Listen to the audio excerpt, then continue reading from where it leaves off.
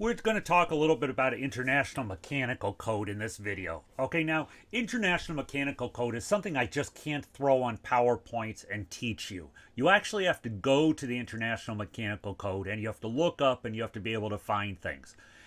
IRC stands for International Residential Code. This is the premise of mechanical code and international codes for residences, usually two family or less. It is the basis of most local codes having to deal with houses, okay, in residential environments. So R basically says it's residential, okay, and every chapter has a paragraph number and a section number, okay. So 501.1 is chapter 5 having to deal with floors, and that's where we start. Okay, chapter 5 controls the design and construction of all the floors for all buildings, including the floors of attic spaces to house mechanical or plumbing fixtures and equipment. Why is the floor important? Okay, because it has to accommodate all the loads, and it flat out says it, 501.2. Why, okay, do we have these requirements? We also talk about fire protection in 501.3. Okay, fire protection, floors are part of the fire protection. Okay, floor assemblies not required elsewhere in this code to be fire protection rated should be provided with a certain thickness. Okay, and then there's some exceptions. Okay, floors directly located over a space protected by an automatic sprinkler system, okay, are exceptions to this rule. Over crawl spaces not intended for storage or fuel-fired appliances have different ratings. Okay, and then again, there's differences in what they can be unprotected with fire protection. Okay, then we go into the identification of wood floor framing. Okay, identified by grade mark of lumber grading or inspection agency. So how do we know that the material we're using is appropriate? Okay, pressure treated lumber, preservative treated lumber should be identified. End jointed lumber, okay, is marked by grade. And again, all 502.1.3 goes through all the different grades and everything like that. Okay, the difference, lumber, sheathing, end joints. Okay, and then we talk about wood structural panel sheathing. Again, talks about identification, subfloors, allowable spans, insulation. 503.3 talks about particle board. Okay, talks about grading. 504 is pressure treated wood, okay, on the ground, like for basement floors.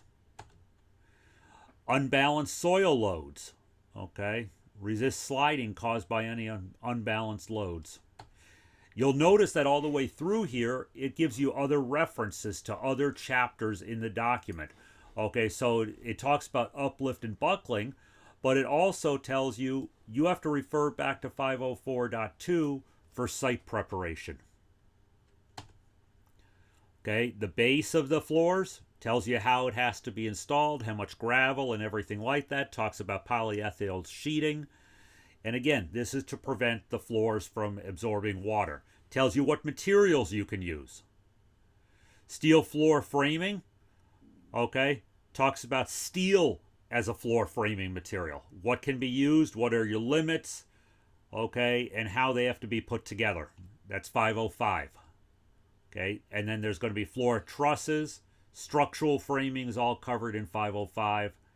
And then it refers to other references, ASTM, different references for how the material is identified. Talks about identification, manufacturer's identification. How do we know that steel is going to be what we want it to be? What's the yield strength? What's the coating? What's the thickness? How's it corroded? Protection. Corrosion protection is extremely important. We don't want it to rust away in general use. How's it fastened together? How do we assemble it? Okay, it actually talks about even down to the screw size, number 8 self-drilling screws. Okay. Number 6 screws, again, how is it fastened? Important, all fasteners should have rust-inhibitive coating suitable for the installation in which they're being used.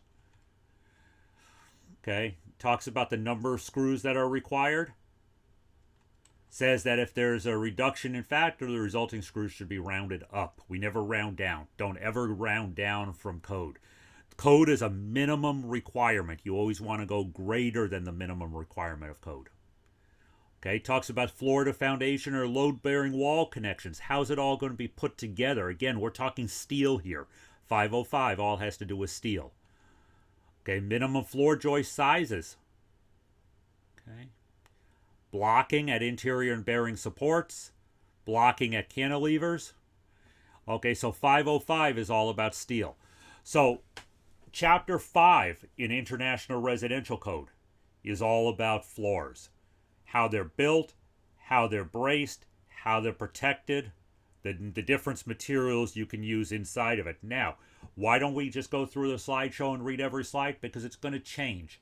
Okay, different jurisdictions has made adjustment to the code. IRC is the minimum code requirement for residential. That doesn't mean a jurisdiction that you're in, a city, state, or a county, can't say we want to go greater than the IRC requirements. Minimum code requirement.